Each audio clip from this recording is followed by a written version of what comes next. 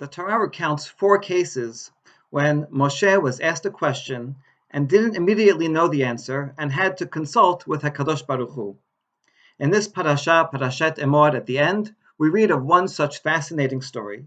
And the case is about a man who gets into a fight.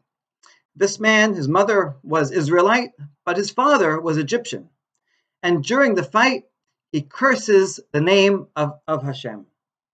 And so we can wonder, we understand people get into a fight, they get angry, they say things.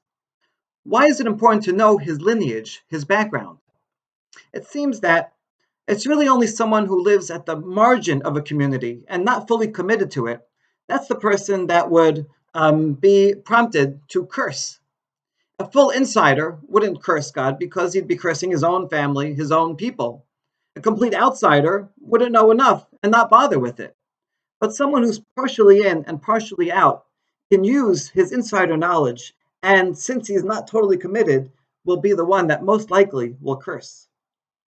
We find that this is not the first instance of intermarriage, and also not the first instance of anti-Semitism. We see someone like Pablo Cristiani, who was a Sephardic Jew, and then converted to Christianity. And he used this in the 1200s. He used his intimate knowledge of Talmud and Torah to attack the Jews by interpreting all those teachings in perverse ways. That was one of the most dangerous people in our history. But in other times, it was a plague, actually, that prompted anti-Semitism. 2,000 years ago, the ancient Egyptian historian Manetho says that the Jews did not escape Egypt with miracles, but rather they had a contagious plague and were kicked out by the Egyptians to get rid of their sickness. Obviously false, but a lot of people read that account. During the 1500s, the Black Plague, which had a mortality rate of 50%, wiped out Europe.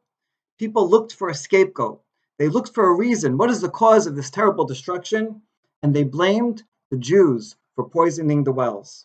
Obviously false, we know, but that rumor caused the destruction of 300 Jewish communities. Nowadays, we see anti-Semitism resurfacing again. It's true, it's weird, groups that are making this accusation, conspiracy theories about Jews creating and spreading this virus. It's false, but these things are out there, and we have to fight them and counter them. At the same time, we have to also make sure that no other group is going to be falsely scapegoated for this coronavirus. If there are Asians that are being attacked or thought badly of, Asian Americans, Asians anywhere else, obviously that is ridiculous. Recently, there was a video going around accusing Dr. Fauci and Bill Gates and the CDC of being in on a plot of spreading the virus and personally making money off of it. It's really not worth even repeating because it's so inane, except that this was sent out by one of our community news organizations, and I know is being spread on family chats. And I ask people about it, and they say, well, we don't really believe it. We're not sure it's true, but it could be true. And even that little doubt is already too much to say, because this is not worthy of anything. YouTube took it down. And when we spread these false rumors and think about bad theories, not only are we accusing people that are innocent and actually trying to help, it actually takes our eye off the ball. We are not focusing on the real causes of the problem, and thereby we're one step away from finding the real solutions.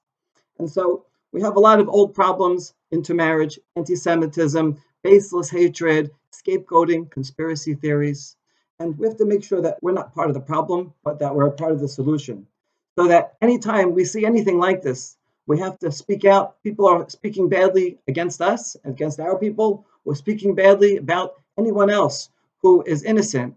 It's our job to be the voices of reason, the voices of goodness. And that way, we can all come together and focus attention on the real problems and finding solutions, finding vaccines, and hopefully through that, we can all come back together soon. Wishing you all good health and safety. Shabbat Shalom.